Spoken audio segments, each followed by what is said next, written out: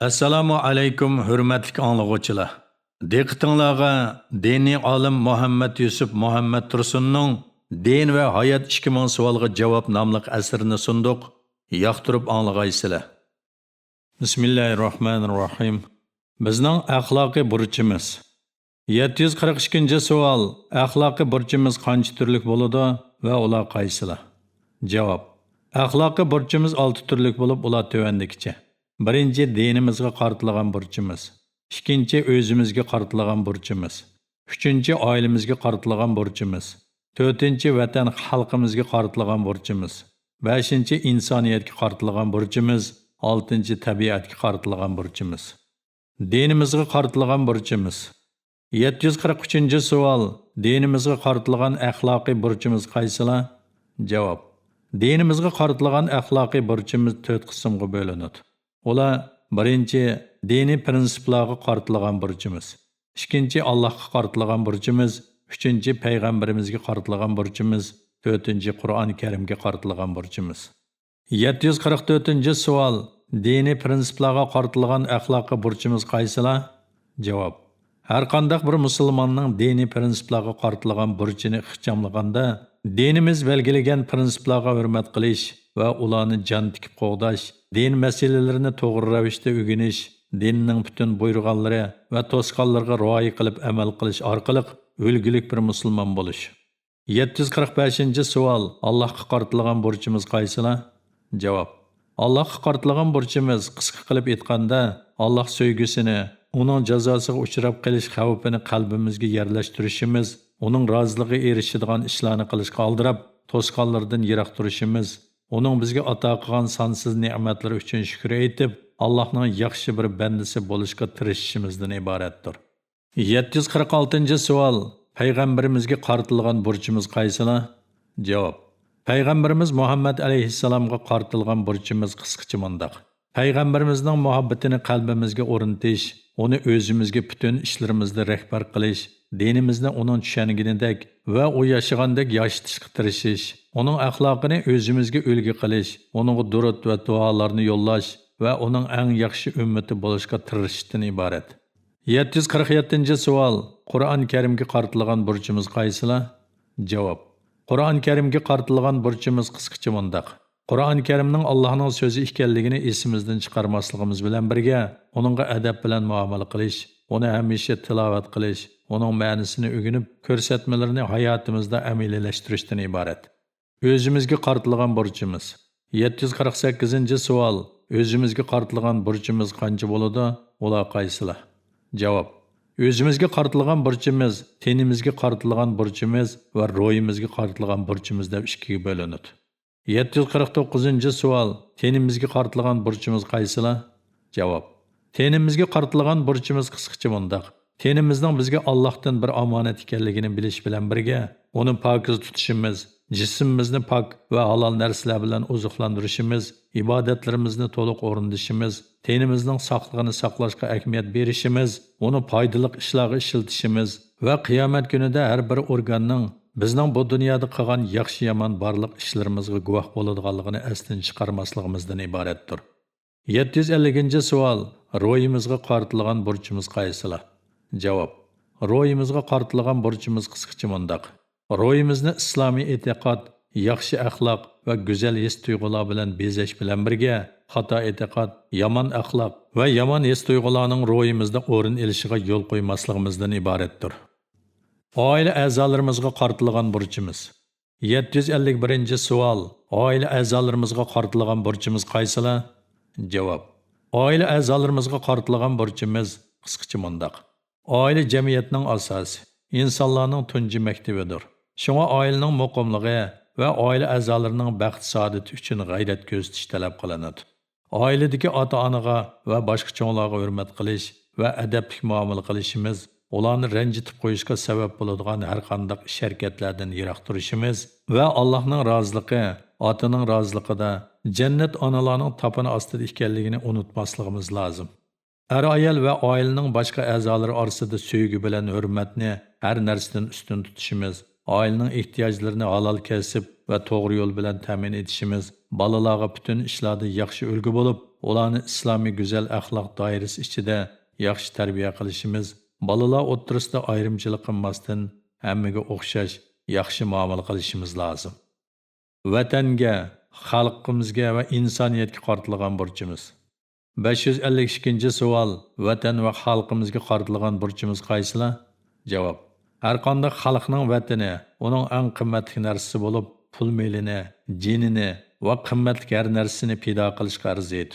Bir musulmonning vatani va xalqiga qartilgan eng oddiy burchi vatani bilan xalqining dushmanlarining suiqastlaridan jon tikib qo'g'dishi, vataniga va xalqiga xiyonat qilmasligi va bu ikkisini xuddi o'zining oilasidagilarni qo'g'dagandek qo'g'dishidan iboratdir. 753-savol.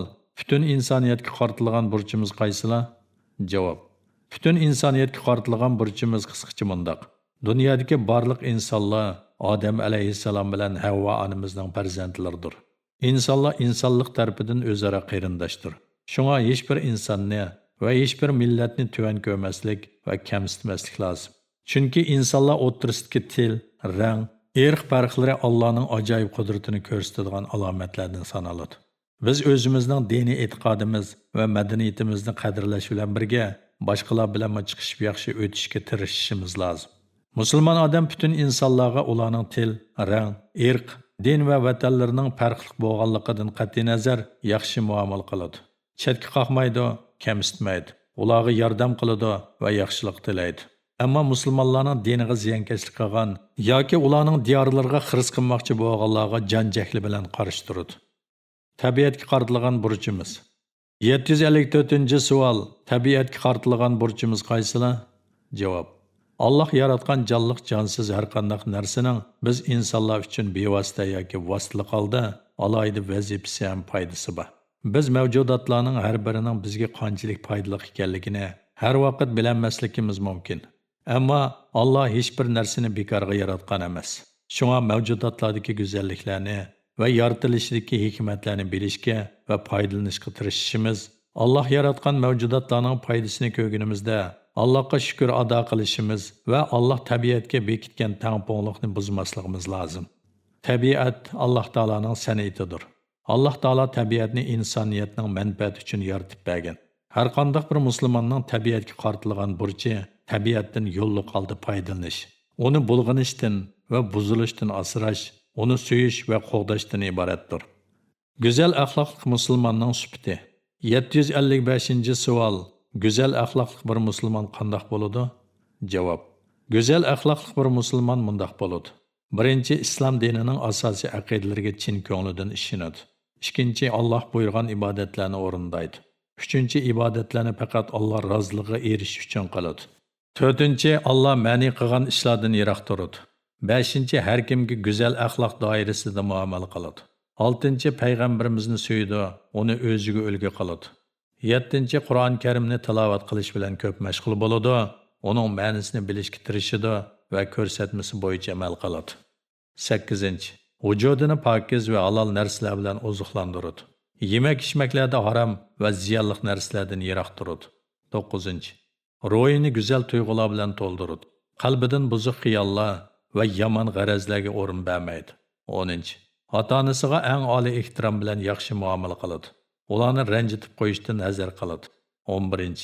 Oila cho'nglarga, urug' tuqqanlarga, qo'shnilarga va do'stlarga yaxshi muomala qiladi. 12. Bolalarga va jo'risiga eng esil muomala qiladi, ularning g'amini yeydi. Ularning saodati uchun tirishadi, bolalarining yomon odatlarga ko'nib qolishining oldini oladi. 13. Musulmonlarni o'z qarindoshlaridek suydi va ular bilan yaxshi o'tadi. Yetimlarning beshini silaydi, ojizlarga yordam qiladi. 14. Xalqning va vatanning manfaatini o'zining shaxsiy manfaatidan ustun ko'radi. 15. O'zining e'tiqodida va maydonida mustahkam turadi. Boshqa din ahliga va ularning e'tiqodlariga hurmat qiladi. 16. Butun insoniyatga va har qanday bir jon egasiga mehr shafqatli bo'ladi. 17. Tabiatni asraydi, muhit tozaligiga ahamiyat beradi. 18. Dunyo va oxiratlik uchun foydali bo'lgan ilmlarni egallashdan zerikmaydi. 19. Har ishda rost so'zlik, samimiy, vafodor, vijdonliq va g'ururliq bo'ladi. 20. Dunyo va oxiratlik tamponliqni saqlaydi. oilasining ehtiyojlarini qamdash yo'lida hech o'lmaydigandek ishlaydi, ammo oxiratligi uchunmi ati o'ladigandek ibodat qiladi. Go'zal axloqli musulmon qilmaydigan ishlar. 756-savol. Go'zal axloqli bir musulmon nimalarni qilmaydi? Javob. Go'zal axloqli bir musulmon tuvandikilarni qilmaydi.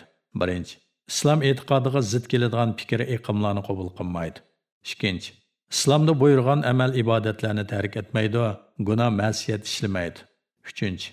Jamiyatdagi axloqsiz kishilarga agashmaydi, ularga nasihat qilishni unutmaydi. 4. Yolg'on so'zlamaydi, soxtapazlik qilmaydi, g'aybat qilmaydi, tuhmat qilmaydi. 5. Aroq ichmaydi, tamok chekmaydi, o'sim bilan muomala qilmaydi, birovning haqqini yemaydi. 6.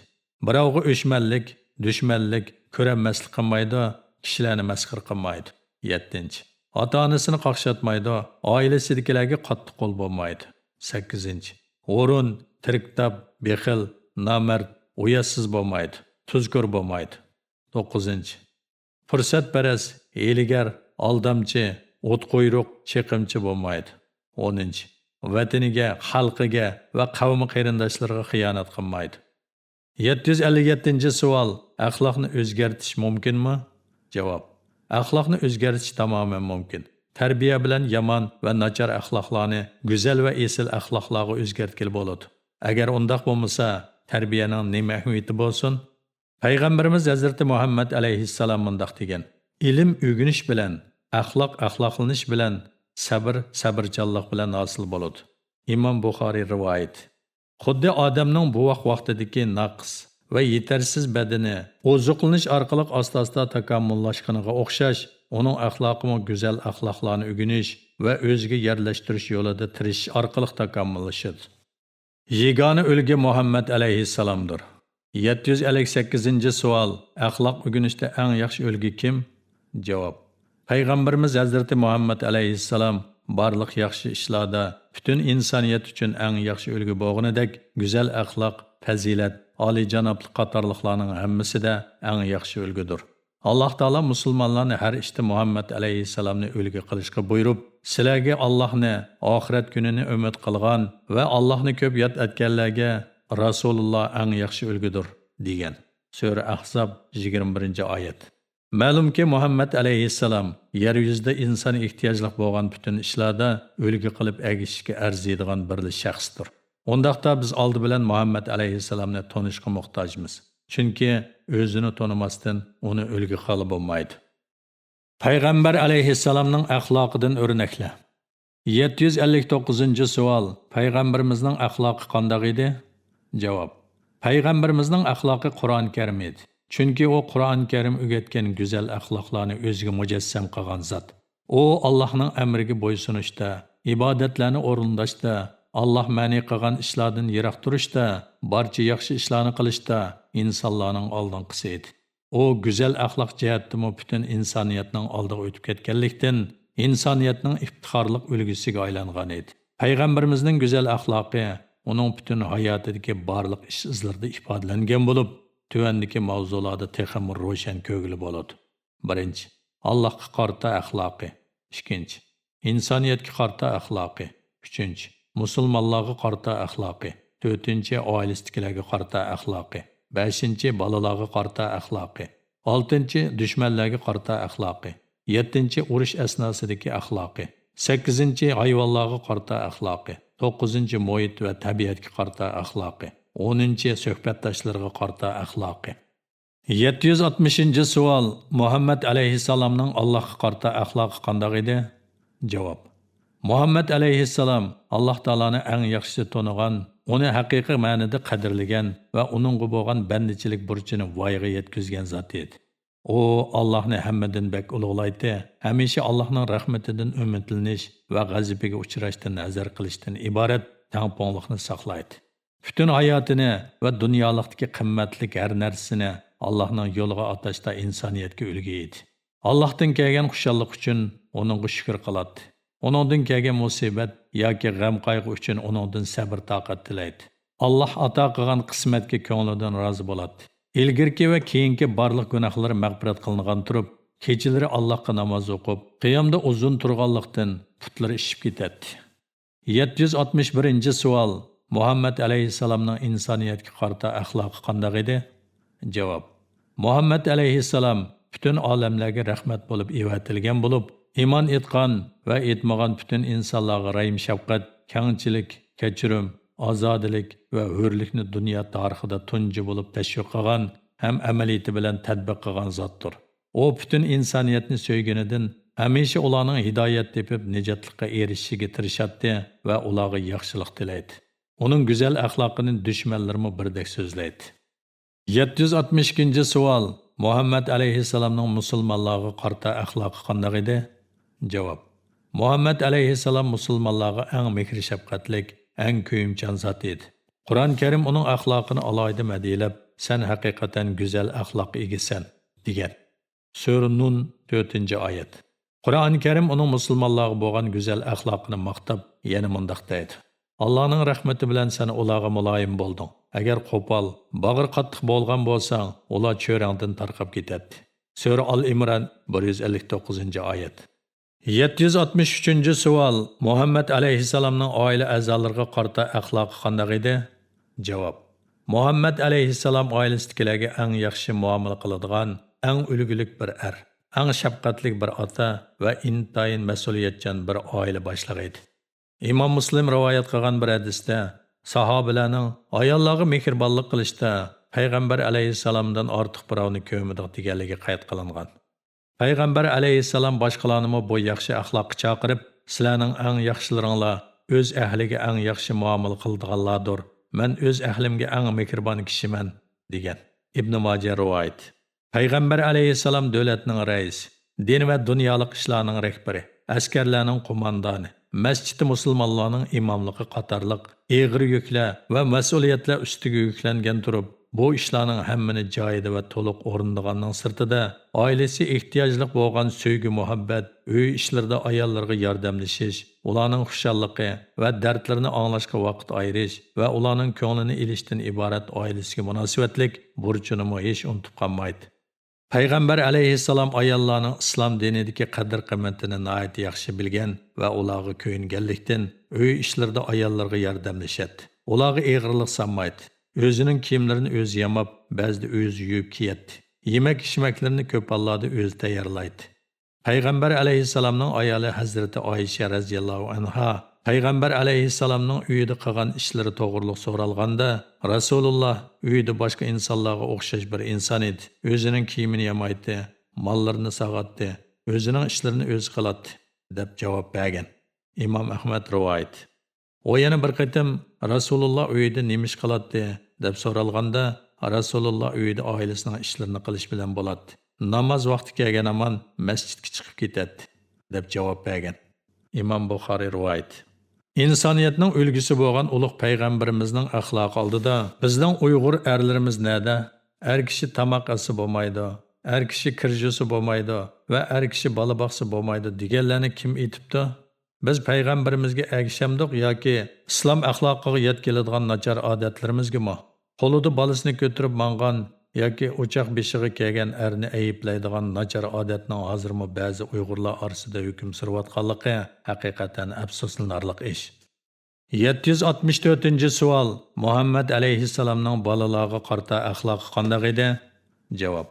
Payg'ambar alayhissalom har kishiga uning aqli va saviyasiga munosib muomalada bo'ladi. Bolalarni va ularni xushal qilishni bakmi yaxshi ko'radi. Bolalarning qiynalib qolishiga zodi chidab tura olmaydi. Hamisha yetimlarning beshini silaydi. Ba'zida bolalarning aqliga moslashib, ular bilan o'yin o'ynaydi. Bolalarmi bu ulgulik payg'ambarni o'z ota-onasidan bak suyatdi va hamisha uning bilan birga bo'lishni tilaydi. Hatto namozda onalar bilan masjidga kirgan kichik bolalarning yig'isini anglab qolsa, shu namozni qisqa o'qiydi. Kichik bolalarni qaysi bir sabab bilan urishni qattiq cheklaydi. 765-savol. Muhammad alayhissalomning dushmanlariga qarata axloqi qanday edi? Javob.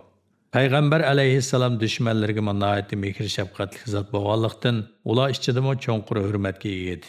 Dushmanlari uning chaqirgan dinini inkor qilgan bo'lsa-mu, Muhammad alayhissalomning go'zal axloqini, rostchiligini va insoniyatda bo'lishga tegishli mehr shafqat, rahimdillik adolat va boshqami barliq esil sifatlarning uningda mujassamlashganligini iqror qiladi. Makkaliklarning uni kichigidan Muhammadun Amin, ya'ni shijoatlik va rostchil Muhammad deb ataganligi uning diniga shunchalik dushman bo'lib turib, pul mol va har qanday qimmatli narsalarni uningga omonat qo'yganligi buning misoli. Payg'ambar alayhissalom bilan uning sahobalariga inson chidab turolmaydigan ig'ir zulmlarni sog'an, ularni eng vahshiy qiyin qistoqlarga olgan, hatto ularni o'z yurtlaridan qo'g'lab chiqargan, buni oz deb ularning mol-mulklarini xohlagancha talon-taroj qilgan, uylarini ko'ydirib tashlagan Quraysh qabilasi boshchiligidagi Makkalik arablar Makka ozod bo'lgan kuni bir tarafdan Muhammad alayhissalomning ularni qandoq ig'ir jazolarga tortadiganligini kutsa, yana bir tarafdan mehr shafqati hammaga umum bo'lgan bu ulug' zotning shafqatiga talmirib, qattiq qo'rqinish ichida turayotganda Payg'ambar alayhissalomning ularni tarqilinglar, ozodsizlar deganligi Makkaning urush jinoyatlaridan biri bo'lgan Muhammad alayhissalomga va islom diniga qattiq o'shmanligi bilan to'nilgan va barcha ig'ir jinoyatlarning hammini ishlaganning sirtida Payg'ambar alayhissalomning qizi Zaynab radhiyallohu anhani urib qo'sog'dagi bo'g'ini tushirayotgan Ibar ibn Asvad degan odamni kechirayotganligi insoniyat tarixida misli ko'rilmagan bir kechirim bo'lganlikdan uning keng qo'rsoqligi va esil fazilatlaridan ta'sirlanganlikdan arablar to'p-to'p bo'lib o'z ixtiyori bilan islom diniga kirishga boshlagan va arab yerim orli qisqa muddat ichida islom diyoriga aylangan. 766-savol. Muhammad alayhissalomning urush asnosidagi axloqi qanday edi? Javob. Muhammad alayhissalom masalani hamisha urushsiz hal qilishga tirishadi. Faqat urush qilishdan boshqa chora qolmagan yoki dushmanlar besib kelgan vaqtda urush qilishni qaror qiladi. Payg'ambar alayhissalom har qitim urushga chiqishdan avval musulmon askarlarga yo'l yo'riq berib, sizlarga tig'tanglamaganlarni, yashanganlarni, ayollarni, bolalarni o'ltirmanglar, ziroatlarni nobud qilmanglar, dushmanlarning tanlarini parchalamanglar, asirlarni xo'rlamanglar deb jekilaydi. 767-savol. Muhammad alayhissalomning hayvonlarga qarata axloqi qanday edi? Javob. Muhammad alayhissalomning shafqati insonlarga emas, balki hayvonlarga shamil edi. Non, suv bermasdan bog'lab qo'yganligi tufayli o'lgan bir mushuk sababli bir mu'mina ayolning do'zaxi bo'lib ketganligini, bir buzuq ayolning ussizlikdan tilini chiqarib talmirib turgan bir itni o'tigini selib, quduqdan suv ilib sug'urib qo'yganligi sababli jannati bo'lib ketganligini musulmonlarga so'zlab berish orqali barliq jon egalariga rahm shafqat qilishni o'rgatgan zot Muhammad alayhissalomdir. Bu oddiygina qisqa cho'nqur ma'niga ega bo'lib, bizga shafqatning Alloh taolo dargohida naqadar katta o'rni bor ekanligini tushuntirib berdi. Payg'ambar alayhissalom hayvonlarni bo'g'izlagandimi, ularga rahm shafqat ko'rsatishni buyurgan edi. U mundaq degan: Alloh har narsaga rahmatni bitayotgan. Mol bo'g'izlaganda molni qiynamasdan yaxshi bo'g'izlanglar. Bir odamning pichoqni qo'yning ko'ziga ko'rsatib turib bilganligini ko'rib qilib, uningga pichoqni molga ko'rsatma, uni 2 qitim o'ltirmoqchimisan deb qo'ygan.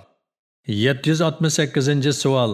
Payg'ambar alayhissalomning muhit va tabiatga qarata axloqi qanday edi? Javob. Muhammad alayhissalom muhit tozaligi va tabiatning saqligini saqlashga eng zo'r ahamiyat bergan zot bo'lib, pokizlik iymonning yerimidir degan prinsipni e'lon qilish orqali uy ishchini, kiyim-kechaklarni, yemak-ichmaklarni va badanni pokiz tutishga buyurgan. Namoz o'qish, Qur'on tilovat qilish, Ka'bani tavob qilishga o'xshagan ibodatlarni tahoratdan iborat pokizlik bilan o'rindashga, ko'pchilik to'plashadigan o'rinlarga yuyinib, xushbo'ylarni surtib berishga amr qilgan edi. Buningdan boshqa haj va umr qiluvchilarning Makkaning dal-daraxtlarini, o'simliklarni va ziroatlarni kesishdan va yulishdan ma'ni qilganligi. Urush asnosida askarlarning ziroatlarni nobud qilmasligini, dal-daraxtlarni kesmasligini va o't qo'ymasligini qattiq cheklaganligi, Payg'ambar alayhissalomning tabiatni qanchalik so'ydiganligi va uni asrashga qanchalik ahamiyat berdiganligini ko'rsatdi. 769-savol. Payg'ambar alayhissalomning suhbatdoshlariga qarata axloqi qanday edi? Javob. Payg'ambar alayhissalom o'zining oliy fazilati va go'zal axloqi bilan suhbatdoshlarini o'ziga jalb qilib oladi. Uning bilan bir qitim suhbatlashish fursatiga ega bo'lgan odam qayta suhbatlashishni armon qiladi. Qisqasi, uning suhbatiga to'ymaydi. Payg'ambar alayhissalom birov bilan suhbatlashganda uning so'zini kesmaydi va mundaq qilishni axloqsizlik deb biladi. So'zlayotgan kishidan hech vaqt yuzini boshqa tarafga cho'rmaydi. Uning so'zini diqqat bilan anglaydi. Qarshi tarafning adabsizligiga hargizmi ochiqlab qolmaydi. Payg'ambar alayhissalom intayin kichik fel va to'limi kamtar zot bo'lib, kishilarning uningga boshqa millatlar kattalarga o'rindan turgandek o'rinlardan turishni yoqtirmaydi. O'ltirganda odatki kishilarda qayerdan o'rin tegsa, shu yerda o'ltiradi. Ojizlarni va kambag'allarni xo'r ko'rmaydi. Ularni yaxshi ko'radi, ularning beshini silaydi.